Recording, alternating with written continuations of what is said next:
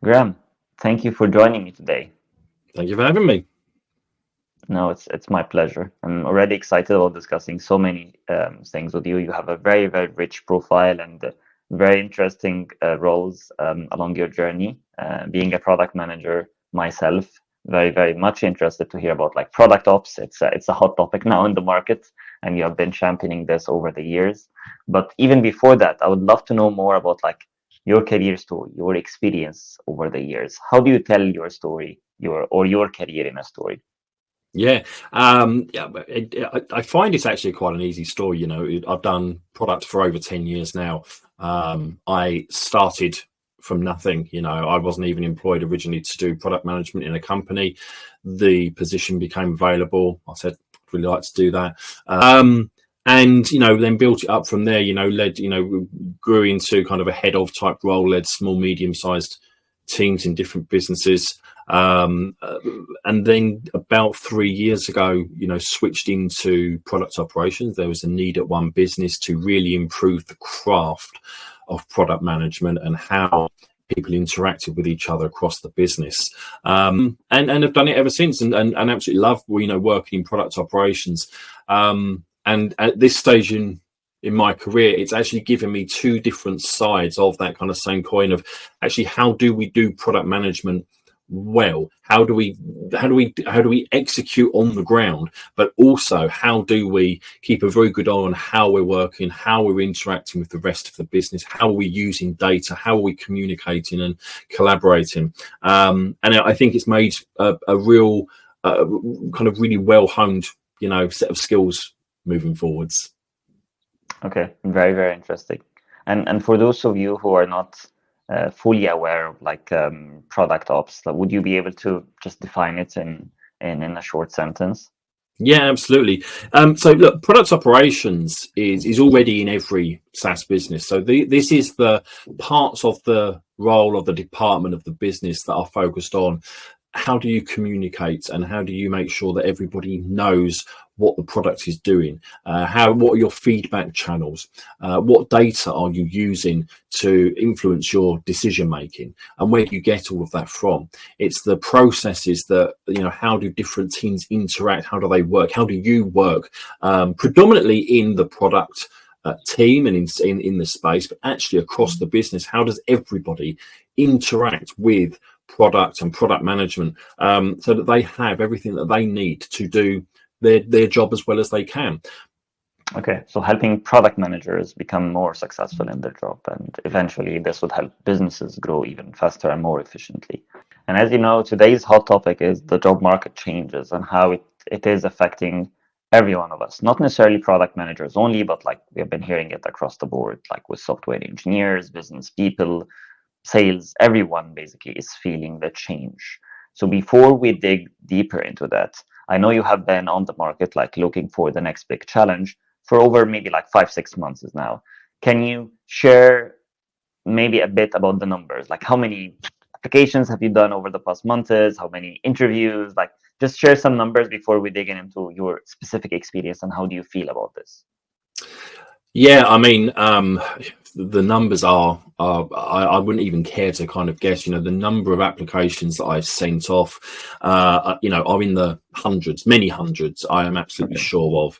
In the kind of 6-7 months that I've been largely unemployed. I will actually say, for clarity, I've been doing a short amount of work for the University of Oxford right now. That was a short-term gig, which has been a lovely little role to do. But there's a very short-term piece. In fact, it ends in 4 weeks' time. So, as I say, hundreds of roles. Many don't even hear back from. Many I've got lots of the kind of automated no thank yous.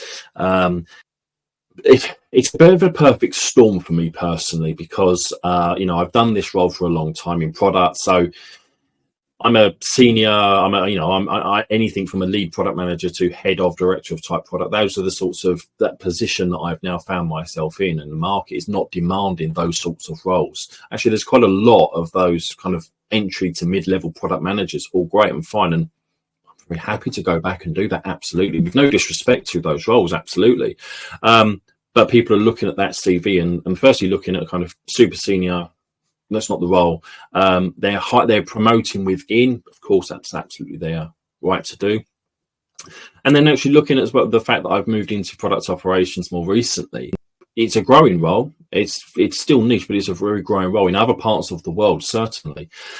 And so, for me, I'm in that situation where people are then looking at me and saying, well, is it product operations? There isn't a role. Is it product management? Well, is he doing that anymore? And is he too senior?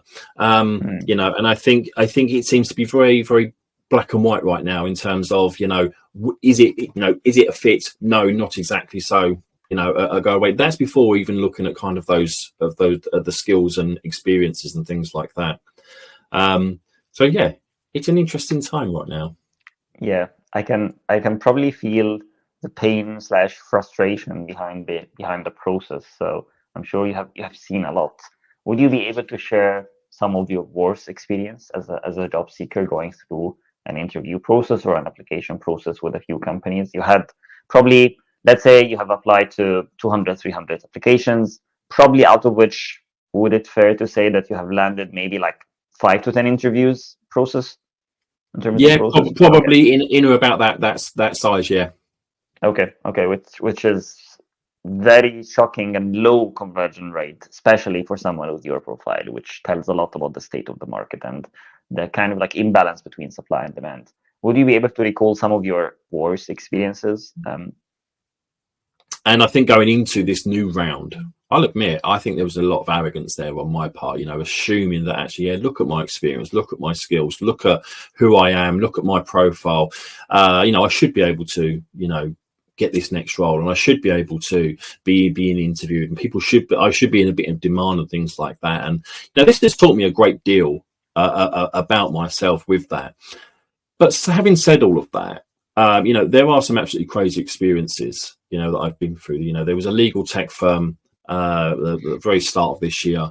I went through, I think it was 5 or 6 rounds of interview with about 10 different people in different calls. This was for a very senior position. This was for a VP of product ops role. And everything along the stage was like, this is really great, this is perfect, this is, with exactly what we're looking for with the amount of experience, etc.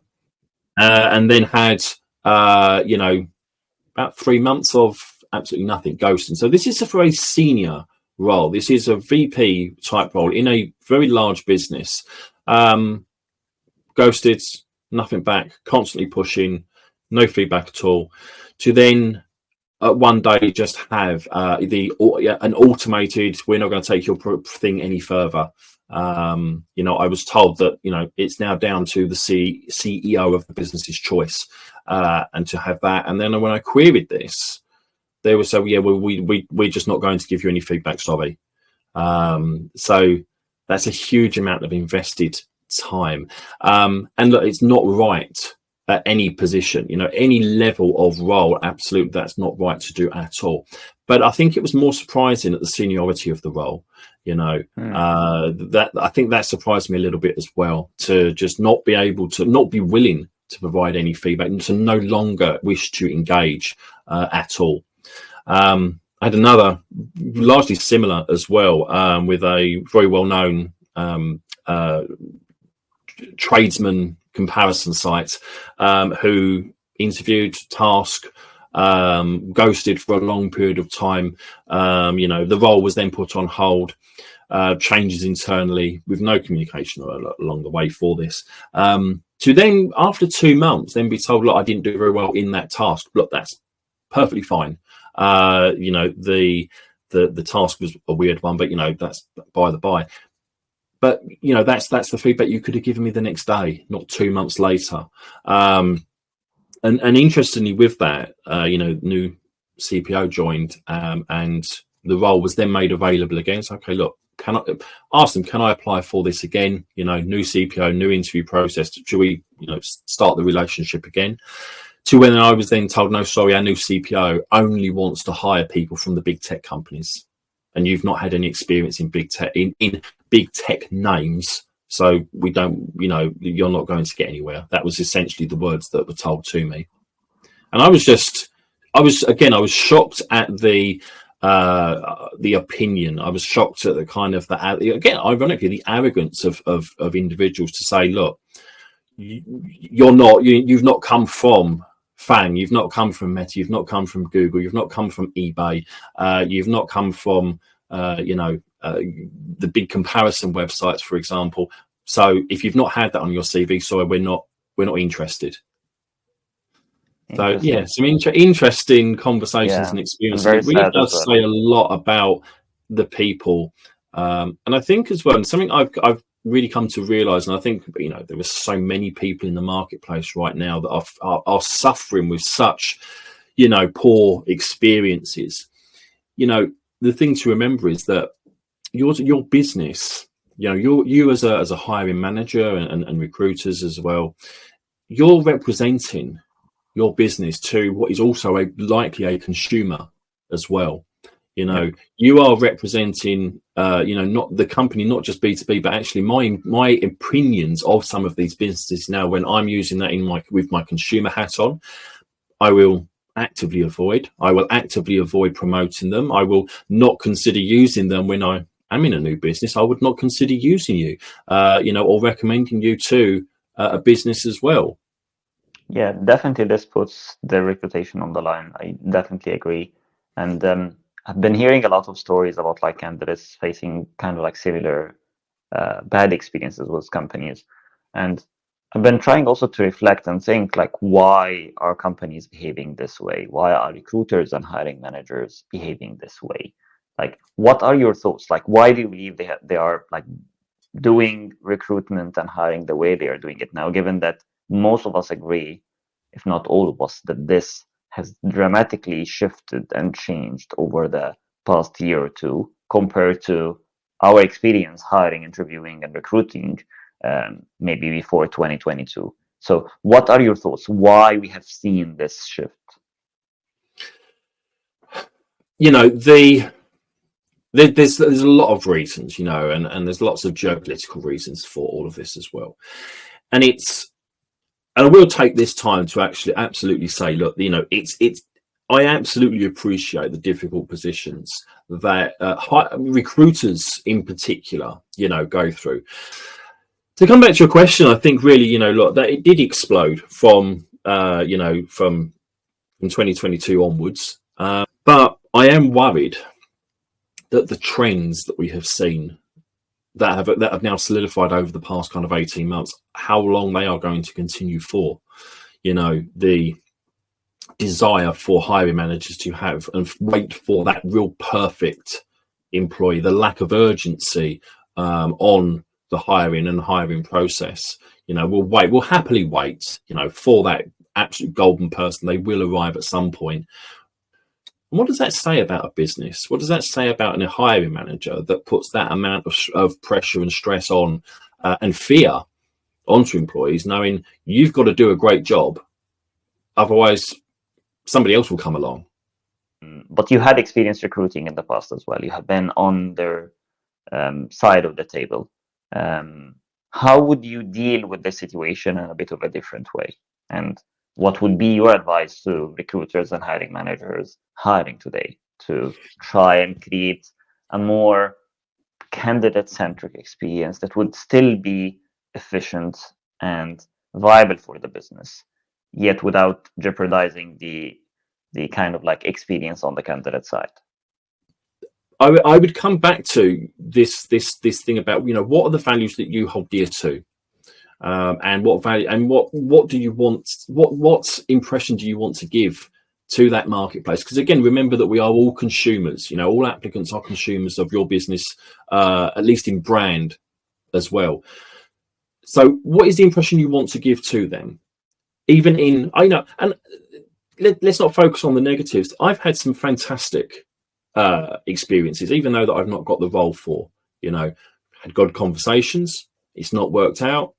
They've talked to me. I've even had interviews whereby it's the first level of interview. I'm with the hiring manager. We've had a good conversation, and at the end, we're going, look, Graham, I just don't feel this is right for you. This doesn't feel like there's natural fit. And I'm like, I get that. I completely get that. I actually felt that myself as well. I think that's great.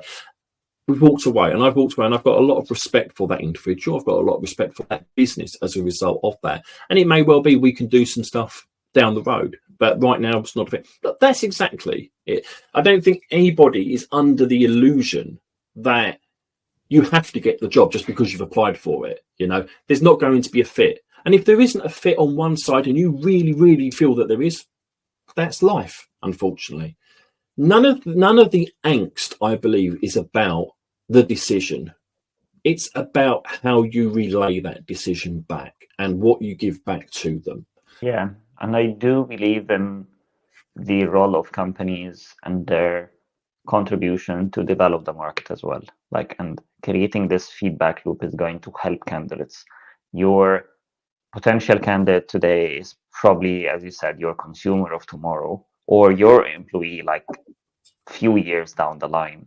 And you need to create this community. You need to create this developed market as you go through every interaction with your candidates. I know it sounds hard. It sounds unrealistic to give detailed, personalized feedback to everyone, but we don't have to go to the other extreme as well of ghosting people. As much as companies were talking about candidates ghosting them, and this has been a trend for some years in the past, and everyone was shocked and frustrated. We don't want the opposite to happen. And we have seen examples of recruiters and companies going the extra mile on the positive way. So basically what we are trying to share today is something that is doable. Many companies and many recruiters are really, really excellent in their communication. They are proactive in terms of sharing feedback. They keep you updated throughout the experience. Yep. They really care about the candidate as a human being, and that's what we are talking about here. It's a very basic first principle: treat candidates as human beings and not as resources, and treat them as your future employees, even though you haven't made the decision. And think about it this way. I'm sure a lot of people would reflect and say, oh my God, I'm not sure how I dealt with this candidate this way. So shifting gears a little bit towards you, Graham, as a candidate and as a product manager and the product ops as well. What do you believe are your superpowers?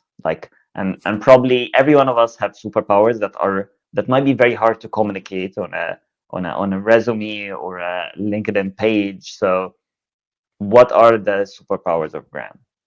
For me, it's much more about things like, senior. I'm seasoned in this role. I've done this role. I've seen it all and I've done it all. We've worked with so many different companies and people. I'm a mature individual to, in that respect, and also a mature employee as well. I'm very experience in terms of working with lots of different personalities, understanding how those personalities work, where their pain points are, where their frictions are, and how to then go and deal with, and to work successfully with them. That comes with that is that a good degree of empathy, to be able to sit there and listen and understand and truly try and unpick what the problems are to solve, and how we move forwards. I've always been very pragmatic. I build relationships, I build rapport, I build trust with teams, which again is something that actually very, very difficult to do very naturally. And given the challenges that you have been facing so far, throughout the past 5-6 months, and a lot of candidates I've been talking to have been applying even for a year or more. How do you keep yourself motivated? How do you keep pushing and going from rejection to another process? I'm sure you haven't lost faith or patience, hopefully. But tell me more about the emotional side of a candidate going through rejections for 5-6 months and trying again and again. What would you tell other people on going through the same lines and story? It's difficult. There's no secret to this. It is difficult. You get certain stage through the recruitment process, and you have that rejection, and you've invested yourself in that process. You've suddenly invested yourself in the job. You imagine yourself in the role. You start to look at the company and their direction, competitors. What's it going to be like to work there? And all of a sudden, that's taken away from you. That's difficult, and that's difficult at the best of times. Then, when you get to there's so many of them over a period of time, you do question yourself. I do, because for the experience that I have got, the things that I've done, you're applying to roles left, right, and centre, and you just get those instant rejections. You get, sorry, there's no alignment here. There's, we're not going to pick you this time. That's not even getting to the point of talking to the recruiter, the screen. And you question yourself, actually, look, is it me? Is it my career? Is it actually myself? Am I not good enough? Am I not good enough anymore for this sort of thing? And so there's a huge amount of questions. I think that what is important as well is to, have your allies around you, in this time. People that are also job hunting, people that are also in jobs. This is a great time to lean on those people. And I've had some absolutely brilliant conversations with fellow job seekers, friends, even hiring managers as well, that don't have a role for me, and that makes a real difference, is to be reminded that you are good enough for your job. You will see, and you see the comments so much on social media about it's not you, it's the market, and genuinely it is. It's not you, that you are greatly skilled in what you are doing, and you have done, and your experience has proved that. It's just that there are so many people, there is so much noise right now in the jobs market, in every application, that it's just difficult to stand out enough.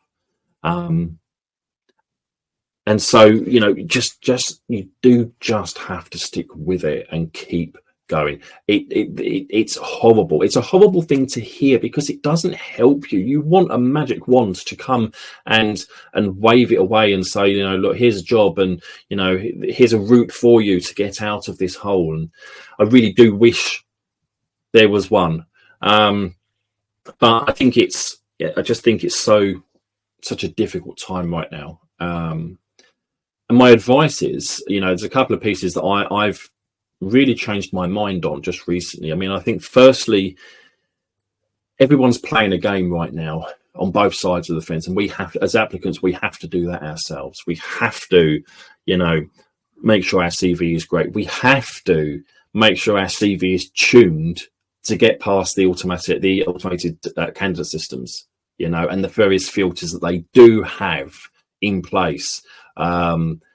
We do have to play that game. We do have to make sure it's optimized for that. We do have to make sure our LinkedIn profiles are really focused, and our CVs as well, are really focused on those outcomes, on those metrics, and weirdly, and I never ever thought I'd be in a position to be saying this, but I do actually believe that cover letters are making a big comeback. I never ever filled cover letters out. I never bothered with them. I played the game of just fire the CV off to as many places and see what sticks. And to be honest with you, in the past, it usually worked. I think now that cover letters are making a bit of a comeback. Not necessarily in terms of are they a good thing, but it is there to make you stand out, because how many people are going to do exactly the same as I used to do and just fire the CVs off to as many places as possible, probably not even looking at what the job really involves, just to see what sticks. And so if everybody else is doing that, that's a good way to help you stand out. So I would recommend looking at doing that, and do spend the time. So trying to find ways to differentiate yourself from the crowd, to basically create a unique mark on your application. Some people are doing it by cover letters. Some people are tailoring resumes for specific jobs if they really, really care about this job. I would say looking for a referral is another way of trying to differentiate yourself from the crowd. So like I would say definitely that's a very good advice, and it definitely can relate to also one of the points you mentioned about like having a good support system. This is a very difficult period, and you're going to be down more than up. So you need to make sure that you have people around you who can push you forward, who can be with you at your worst times, and can remind you of the need to continue, the need to pursue your dream, and the fact that there is light at the end of the tunnel. It might take longer than what we expected and what we wanted to be, it might take longer than our historic timelines and averages, but there is light hopefully at the end of the tunnel, and we are all um, um, waiting for this moment. There And I is would a say, question. Yeah, sure. and I would say as well, look, if you're watching this and you're not in that position, of job hunting or anything else like that, look, pay it forward, help others. Because you're absolutely right. As a piece of I've absolutely overlooked here is that those referrals for roles. Just recently I've had a fantastic referral for a role. Incredibly grateful, and actually this came about through a contact that I've had for quite a little while now, and I've been supportive of their business. So there's that cyclic nature there of look, I'm hugely promotional, particularly of startups doing some great things in great roles, and I provided my time and supported them and promoted and just helped them along because it was the right thing to do. And now as a result, those good connections that I have had are now recommending me, they're tagging me on posts and things like that in LinkedIn, and that's been through that reputation that I've built up over a period of time. And that's easy to do, as an individual. That's you over a period of time being good, being kind. Yep, I definitely 100% agree. There is a question that we usually ask our guests at the end of the episodes. As you know, we are working behind the scenes on a hiring and interviewing manifesto where we are trying to share best practices and trying to push the industry to follow these principles that would help us all get to our goals without affecting the experience on either the candidate side or the company and the interviewer side. So can you think of a principle based on your experience and your interaction with many companies, which you would love for us to include in this manifesto? Yeah, absolutely. And I'm just going to read it because I did write this down in our notes so I get this right. For me, a principle would be provide responses and feedback with the speed, depth, and empathy that you would want if you were in that situation. Don't ghost, and don't refuse feedback. That would be a principle. Perfect. Feedback. I've been hearing this a lot from most of the job seekers. Seems to be the biggest gap in the experiences so far, and what is creating the biggest frustration as well. Graham, thank you a ton for your time today. Really enjoyed this, and I'm sure your advice, your wisdom, your thoughts, and your reflections are going to benefit a lot of people who are watching this today. And I'm looking forward to hearing about your biggest updates and celebrate your next role, hopefully very soon. Thank you as well. Thank you for having me. And look, it was great, and I hope the words of help anybody watching. Thank you.